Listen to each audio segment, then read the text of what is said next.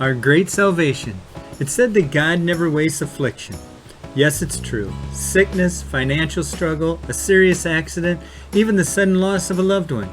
These are all opportunities for you to become more like Christ. Hello, I'm Linnetta. I'm Patrick. And together we are co-founders of Vertical Connections, Inc. Thank you again for joining us. Please be sure to subscribe if you're new to this channel. Click the like button, the bell reminder as well, and share this message. Also, we greatly appreciate when you leave comments, and we look forward to those in the future. There are 5 specific reasons why the trials you experience actually should produce joy in your life. Joy is an element of salvation. It can be forfeited by sin, at which point we are to be exhorted to experience again the joy that God has provided for us. Salvation then has a built-in joy that every believer should experience constantly. Now, the question that comes to mind is, how do we experience that joy? How do we capture that joy? Let's face it, most of us are not all the time filled with joy. We're not all the time experiencing rejoicing. What then is it that restores that joy? What is it that motivates that joy? What is it that captures that joy? What is it that discovers that joy? Ooh. Well, that's exactly what we're going to find out from 1 Peter 1, 6 through 9. Peter tells us 5 things. 5 points of contact to rediscover our joy. We don't know where you are in Christ, okay? What journey you're on, if you're a beginner or older than or younger than, but still this applies. If you are not rejoicing always, if you're not rejoicing always in the Lord, if you don't have that deep down sense of peace and satisfaction, that glowing heart, that burning, exhilarating thrill in your life, no matter what the circumstances are, you need to get back to that joy. And we'll find out as we read 1 Peter. Yes. Your joy is going to come from deep within. It's not related to your circumstances. It's not related to your experiencing in one sense or another. It is related to the confidence in certain things.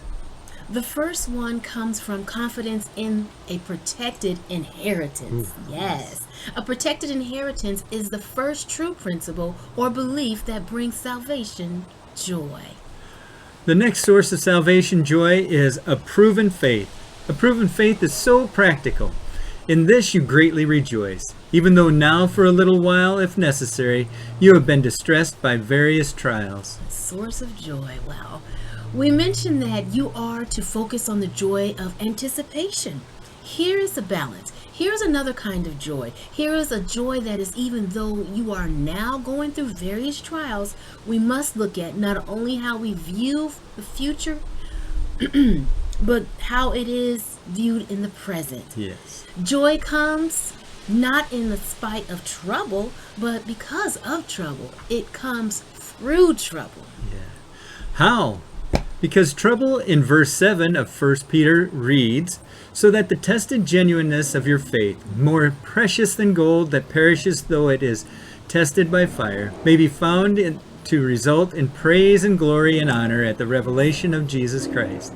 It is the proof of your faith, which is more precious than gold, that brings trials into your life to prove your faith.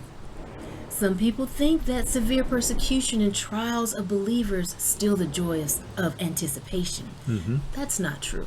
No. Rather, they add to the joy of anticipation. They add to it? Why? Because the one great thief of joy of anticipation is doubt about salvation. If I'm worried about whether I am saved or not, it's very hard for me to enjoy the prospect of my future. So, this is very important. God has a way of saying things with an economy of words that is absolutely beyond human comprehension. In verse 6 of 1 Peter is a description of trouble as it reads, in this you rejoice, though now for a little while, if necessary, you have been grieved by various trials. Just about everything you need to know about trouble is in that one verse. Principle number 1, trouble doesn't last. Is that good to know? It is good to know. The inverse of 6, you greatly rejoice, even though now for a little while or season It's temporary. It's intrinsic. It will go away. Transient, right? Transient, yeah, it's going away. The second principle, trouble doesn't last, but trouble serves a purpose. Look at that verse again. In this you greatly rejoiced, even though now for a little while, if necessary. You know why trouble comes into your life. Because it's necessary. Trouble serves a purpose. Trouble serves a purpose. Now you may ask, what's that purpose? Right. I don't get it. Well, let's take a look. Trouble comes to humble us. Yikes. To wean us from worldly things. To help us look to heaven. To reveal what we really love. To teach us the value of God's blessings as over against the pain of life. Trouble comes to enable us to help others.